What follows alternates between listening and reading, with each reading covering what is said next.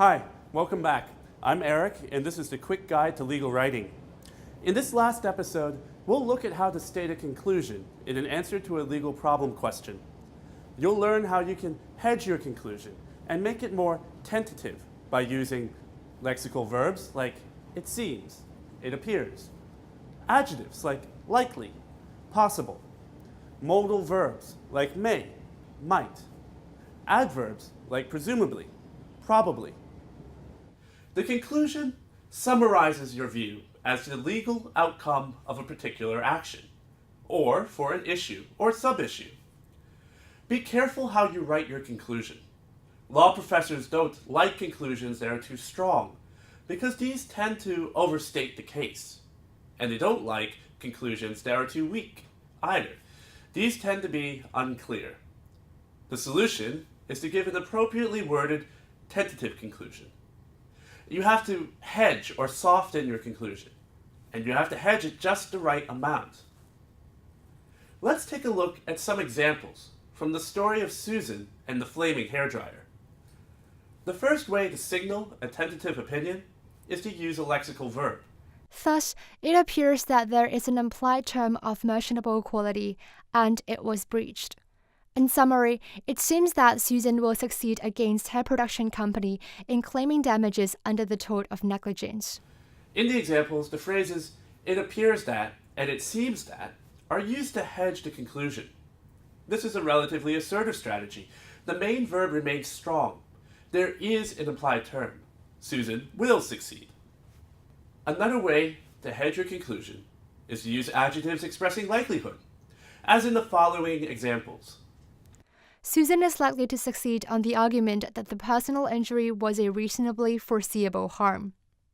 In summary, it is likely that a claim for breach of the implied term of merchantable quality under the Sale of Goods Ordinance will succeed. In those examples, the adjective likely is used when expressing a tentative opinion. The common sentence pattern is either subject plus is likely to plus verb, or it is likely that plus subject plus verb. You can also choose different adjectives, such as unlikely and possible. A third way to hedge your conclusion is to use modal verbs, like may.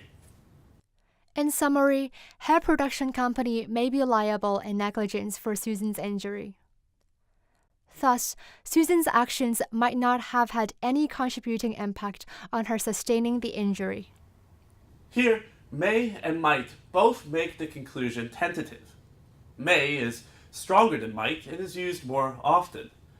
This strategy is relatively less assertive. The main verb is modified and weakened. May be liable, might not have had. But compare this with some of the more assertive strategies. In summary, it is likely that her production company is liable in negligence for Susan's injury. Thus, it appears that Susan's actions have not had any contributing impact on her sustaining the injury. The final strategy is to use an adverb like this. Factual causation has presumably been made out. Here, the adverb presumably weakens your conclusion and makes it more tentative. Other options are possibly, probably, and arguably. Here, the adverb appears between the auxiliary and main verb. It can also appear at the beginning of the sentence. The four hedging strategies that we've just seen can also be combined, as here. It seems likely that Susan's damages will be reduced due to her contributory negligence. Here, seems combines with likely. Be careful with these combinations.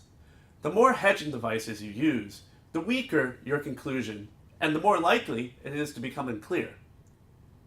Okay, let's review.